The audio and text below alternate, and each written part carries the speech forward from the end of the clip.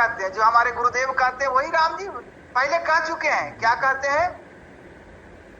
आकर 4,84,00,000 जोनि भ्रमति जीव अविनाशी, फिरत सदा माया कर प्रेरा काल कर्म स्वभाव गुण,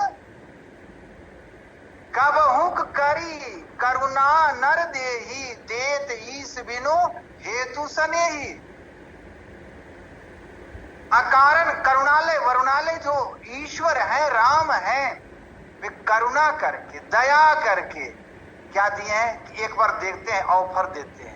जैसे दशहरा में, दिवाली में ऑफर आता है कि मोबाइल 14,000 वाला 11,000 में ले लीजिए, नहीं आता है? फ्लिपकार्ट पर, अमेजन पर आएगा। ठीक इसी प्रकार ये जो मनुष्य शरीर का मिला है, भगवान राम ने यानी राम प्रभु ने हमको एक ऑफर दिया है। जितने दिनों का जीवन है यही ऑफर है हमारा। इस जीवन में जो तुमको मनुष्य का शरीर मिला है इसमें सुधार लो। एक पेड़ पर एक बंदर और बंदरी बैठी हुई थी और नीचे एक ज्योतिषी बैठा हुआ था। ज्योतिषी अपना ग्रंथ निकाला, उसने कहा कि अभी जो मुहूर्त है ना, अभी के मुहूर्त में अगर कोई पशु हो तो अगर इसमें इस नदी में डुबकी लगाएगा ना तो क्या हो जाएगा? मनुष्य बन जाएगा। मनुष्य अगर डुबकी लगाएगा तो देव बन जाएगा। तो अभी बहुत बढ़िया मुहूर्त है। तो बंदरी कहती है बंदरवा से कि डुबकी लगाओ ना।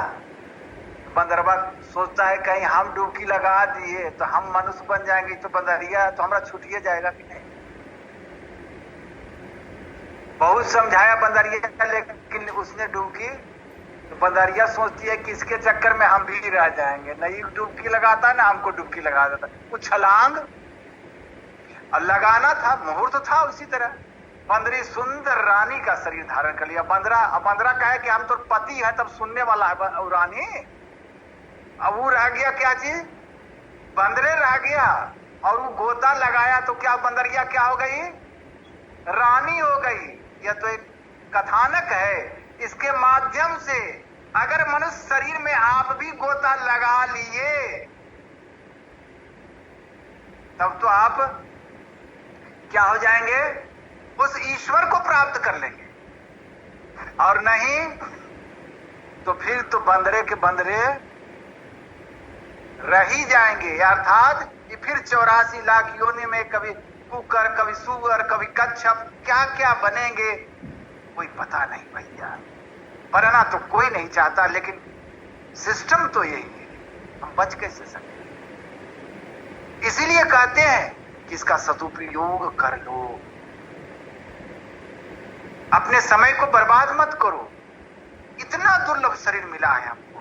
फिर भी देखो, हम लोग याद नहीं कर। मैं एक छोटी सी कथा सुनाता हूं, उसके बाद समाप्त करूंगा। आप लोगों ने नाम सुना होगा सिकंदर का। यूनान का बादशाह था, बड़ा पराक्रमी राजा था, बहुत देशों पर राज्य किया और उसकी कामना थी, उसकी आकांक्षा थी कि मैं विश्व विजयी बन। उसके गुरु बहुत बड़े दार्शनिक फिलोसफर यूनान के अरस्तु थे। उनके पास में गया, प्रणाम किया, कहा गुरुदेव विश्व विजेता बनना चाहता हूं, आशीर्वाद करें। और अब भारत पर आक्रमण है, मैं भारत जा रहा हूं पूरा लाव लश्कर के साथ। कहा ठीक है, लेकिन भारत एक कृषि प्रधान देश है, और कृषि ही नहीं, वो धर्म प्रधान देश है। वो तुम्हारी तरह संग्रह में सुख नहीं मानता। वहां के लोग त्यागी और तपस्वी होते हैं, ऋषि और मुनि होते हैं, वो त्याग में सुख मानते हैं। तो वहां जाना तो कोई आसपास में महात्मा मिले तो उनके चरणों में प्रणाम करना, उनसे विनम्रता पूर्वक उनका आदर करना, सत्कार करना। क्योंकि वहां के महात्मा बड़े दुर्लभ होते हैं, दिखेंगे कुछ नहीं लेकिन होते हैं अंदर से माला माल। आया लाव लश्कर लेकर के। उस जमाने में तो हवाई जहाज नहीं थी, समुद्री जहाज से आया और हमारे रावी तट पर, पंजाब के तट पर, वहां अपना लाव लश्कर टेंट बगाया।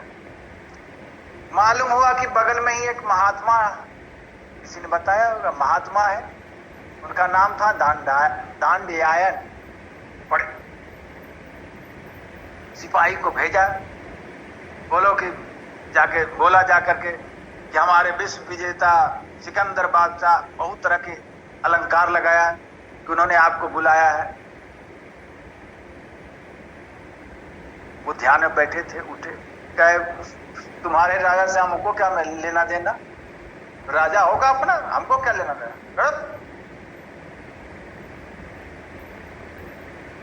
वो गया, सिकंदर ने कहा रहा था कोई सख्ती नहीं करना।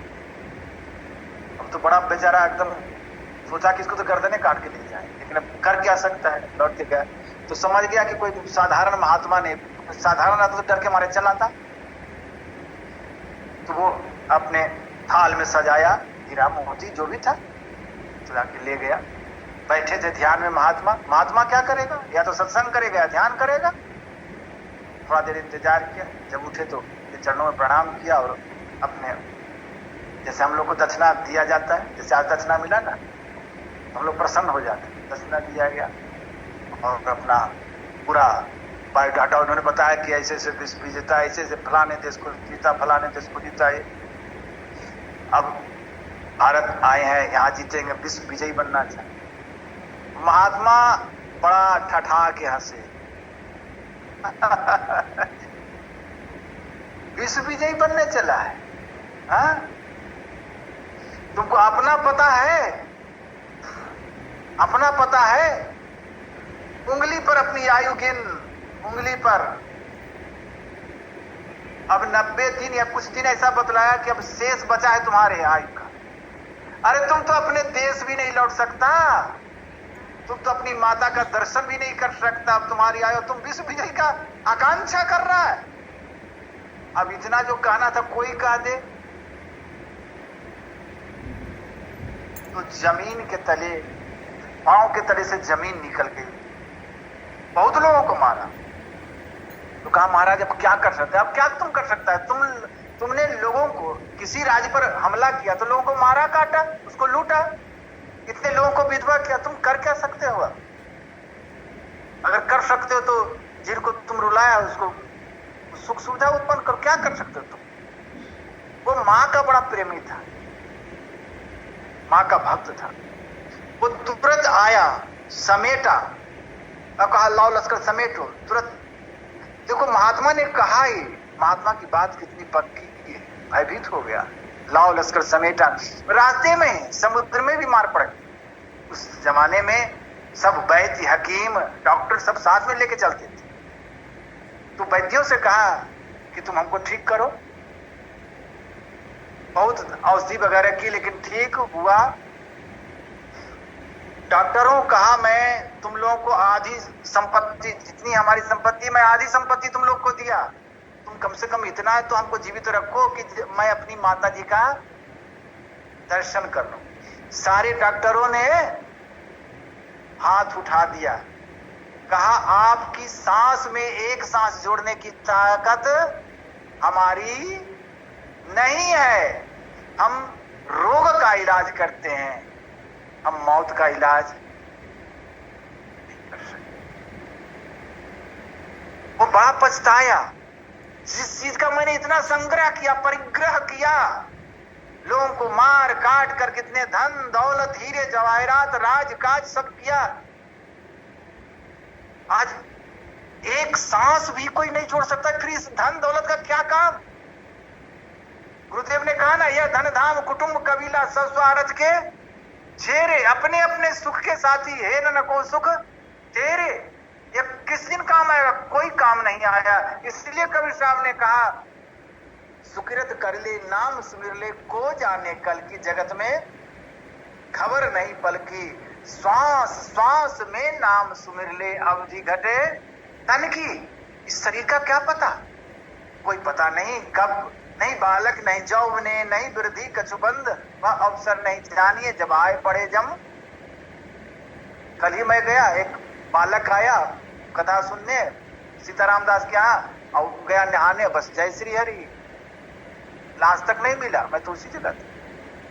क्या कह सकते हैं, कब किसका, कहां वृंदावन में पढ़ रहा था, कहां उधर पौड़ी तरफ उधर का था, यहां आया घूमने, राजेंद्र दास जी की कथा सुनने, 2-4-5 दिन से था। काल कहां से, काल कहां बुद्धि हरण करता, यहां ला करके यहां ढुका था। कुछ भरोसा नहीं। इसलिए भजन करना चाहिए, कोई उपाय नहीं है हमारे, यही उपाय है। अब बेचारा बड़ा पछताया। अब उसने कह दिया, जो भी उसके सेनापति थे इत्यादि सबको कह दिया कि देखो अब तो मैं, जैसी स्थिति है वैसा लग नहीं रहा है कि मैं पहुंच पाऊंगा। अब मेरे को जहां भी जमीन दोज करना,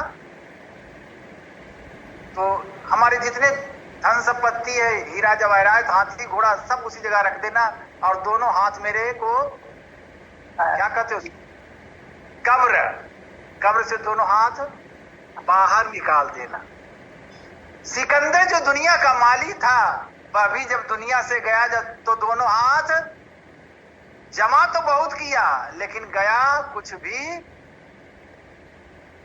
जब उसका नहीं गया तो मेरा जाएगा क्या। आज तक